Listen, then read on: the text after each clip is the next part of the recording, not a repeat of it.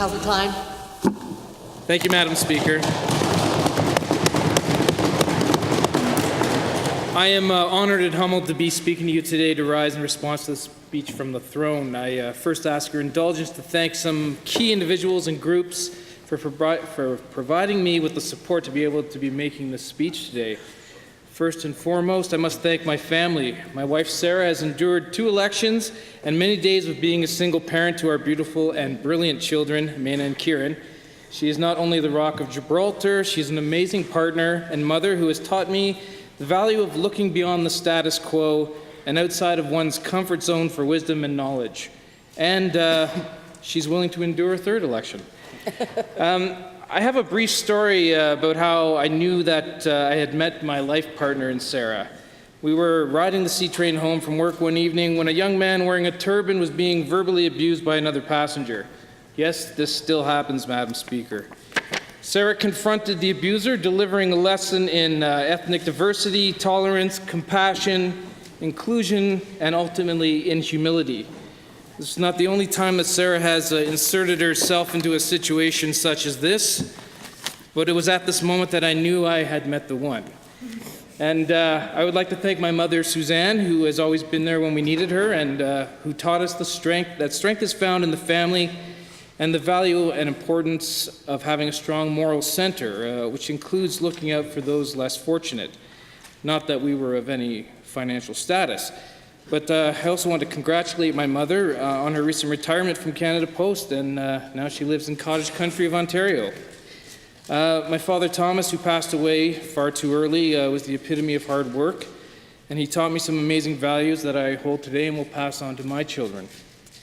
I asked my mother how they were able to afford putting my brother and I through all the sports that we played growing up and into our late teens, and sometimes you don't know these stories until you ask. And she said they made many sacrifices, and there were times where my father had to work 2 jobs unbeknownst to us. And it's a shame that he was not able to see me graduate from university and see the important role I have as MLA for Calgary Klein. He would have been very proud. And I also want to acknowledge my brother Chris, who has been my little brother all his life. And while I can only hope I paved a good path for him growing up, I hope he knows that his friendship is immeasurable to me today. And I would also like to thank my in-laws, Cynthia and Shanta Somasundram, who have been very supportive to me and my family. Cynthia is a teacher in Singapore, and Shanta was an oil and gas engineer in Calgary for many years, and sadly we lost Shanta this past August, and he's greatly missed. And of course, Madam Speaker, I want to offer an enduring thank you to the constituents of Calgary Klein who supported me and put their trust in me to represent them as their MLA. And Calgary Klein includes the dynamic communities of Thorncliffe, Greenview, North Haven, Highland Park, Collingwood, Cambrian Heights, Rosemont, Mount Pleasant, Tuxedo Park, Winston Heights, and of course, Madam Speaker, my own community of Capitol Hill. I used to joke that after being impacted by the floods of 2013 when we lived in Earlton, that we were looking to move to any community that had the name Hill in it. And while this is only partially a joke, we were very pleased to move to this amazing community of Capitol Hill. And Capitol Hill has Campus Preschool, which is the oldest cooperative preschool in Calgary. And my daughter also attends there, and my son will attend there as well. And this preschool was started by a group of female graduate students at the U of C, and 50 years ago, this year as a matter of fact, and as a means of providing affordable daycare while they attended school. And Campus Preschool continues to operate much the same way it did 50 years ago, where all the parents rotate volunteering to keep costs down, and I will be volunteering there again this Friday myself. And of course, in Calgary Klein, we have one of Calgary's largest inner-city parks, Confederation Park, which my family can access right at the end of our street. It's quite wonderful. These great communities have very active community associations, from which I've learned a great deal about the strengths and challenges of these communities, as well as what can be accomplished when people work together. One thing I can say about these communities is that I've never seen them resort to NIMBYism. When new projects are presented, they are thoughtful about what it means, good or bad, and they are always there to help with advice on these matters. Calgary Klein is a diverse constituency that starts in the south along 16th Avenue. It's very urban, with many young families and older communities. in residential areas, living in new infills side by side with one-room bungalows that have residents that have lived there for 50-plus years. It extends north to the more spread-out suburban areas, and it also includes several industrial parks that employ many Calgarians without them having to travel to the outer industrial areas. There is a great diversity in income levels, ethnicity, and of backgrounds, from longtime residents to new Canadians, but to attend an event in any of these communities is to witness the strength of the collective. Madam Speaker, the constituency of Calgary-Klein has seen many changes to its electoral boundaries as the city of Calgary has grown. It is steeped in history, and it's had many significant representatives in its boundaries and significant changes in government representation. Some notable individuals include Ernest Manning, a social credit premier, who is still distinguished as being the longest-serving premier, as well as the youngest premier in Alberta's history at the age of 34. Not much older than several of this government's caucus. Perhaps we have a future premier among some of our younger caucus members, for sure. Liberal Leader of the official opposition and eventual Lieutenant Governor of Alberta, Grant McEwen, also held this seat between 55 and 59. Between 1955 and 1959. There's also been a Dominion Labour Party MLA, Fred White, between 1921 and 1935, and Aylmer Leismer, who was a Cooperative Commonwealth Federation MLA from 1944 to 1952. And Madam Speaker, there's also been a few progressive conservative MLAs in this riding since 1971. In fact, it was redistributed and renamed in 2012 after former Premier Klein, which Madam Speaker provides me with great delight when I say that I am the first NDP MLA to represent the great constituency of Calgary-Klein. And while the constituents of Calgary-Klein are diverse and resilient and have seen an economic downturn before, what they haven't seen, Madam Speaker, and something I am proud to be a part of, is a government that is working through this difficult downturn in the economy in a way that has the least amount of impact on Albertans in need of support right now. And this means not cutting frontline services and not reducing jobs that cripple family incomes and reduce their spending capacity at our local businesses and restaurants. But rather, we ask that corporations and the wealthy whom have had, and many acknowledge this, many years in which they haven't paid the same as their counterparts in other provinces. And at the same time, Madam Speaker, our government is working to strengthen Alberta's economy that will help us weather future economic shocks due to sharp drops in oil prices.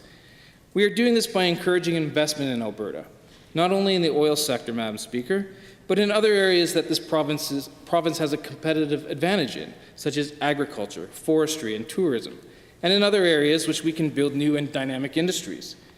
The Alberta Petrochemicals Diversification Program that was introduced a few weeks ago is a great initiative to what many have seen as a problem that perpetuates economic slumps in Alberta's oil sands, and that is that we rely too much on the raw materials for our source of revenue.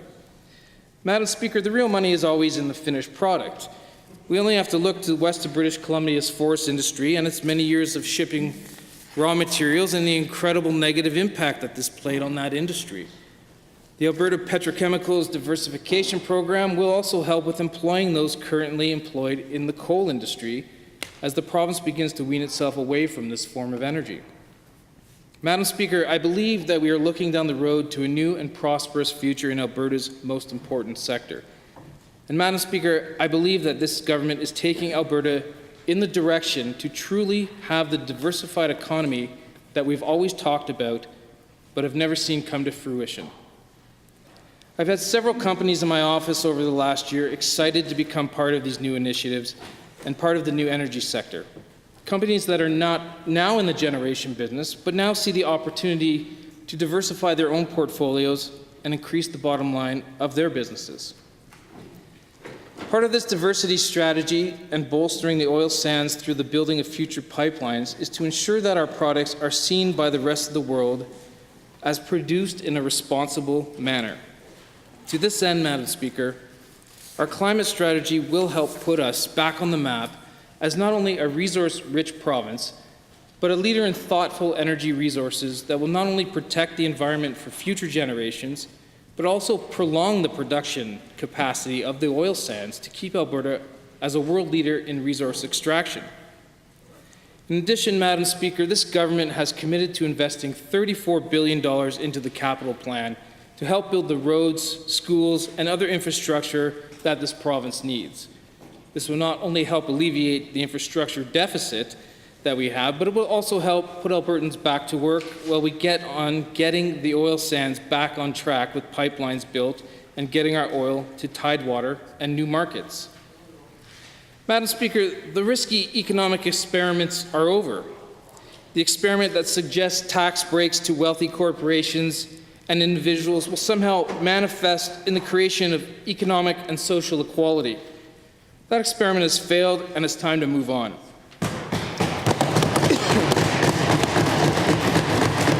There's been too much emphasis on this aspect over the last 30 years, Madam Speaker, which has created a vacuum for those not fortunate enough to work in these high-paying industries. Gentleman for Calgary Klein.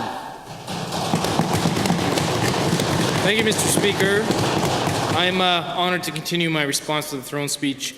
Mr. Speaker, this government is taking an approach to the economy that encourages investment not only through incentives, but through the fact that we are working to ensure that we have the best standards, the best workforce, the best infrastructure such as roads, hospitals, and schools, great access to capital, and yes, competitive tax and royalty structures. And, Mr. Speaker, we will ensure that those who are struggling do have access to the services they need, services that can help to raise standards rather than services that keep people in the same place. In addition to this government's pragmatic management of the budget during these lean times, I am proud, Mr. Speaker, that this government does not find social issues stale and understands that this province's legislation needs to move forward on making Alberta equal for all. Last session's Bill 7 immediately comes to mind, legislation that added gender identity and gender expression to Alberta's Human Rights Act. Mr. Speaker, I'm also extremely pleased and proud that we will introduce the Alberta Child Benefit that will see Alberta's low-income families with 2 children receive an additional $3,000 a year. This is the type of policy that not only helps families on a day-to-day basis, but it helps to level the playing field. This is also the type of policy that anticipates changes to the energy sector that may impact the price of utilities in the short term. I'm also proud that this government has moved to ensure that the LGBTQ children will feel safe in their schools and that the school boards are moving to ensure the same. Mr. Speaker, as noted in the throne speech, this government is moving towards ending the poverty-inducing cycle of payday loans in this province, and we'll be looking at ways to ensure that small loans can be given out without families going into further debt. In closing, Mr. Speaker, Albertans need a government that puts the interest of all Albertans at the forefront of its policies and its responsibilities. We need a government that removes the tunnel vision and sees the diversity of people that live in our great communities and the diversity of challenges that we all have. And, Mr. Speaker, the Lieutenant Governor has reinforced that this government is in fact the government that understands Alberta's current and future economic needs. It is also the government that understands the need to ensure that the economy works for everyone. Thank you.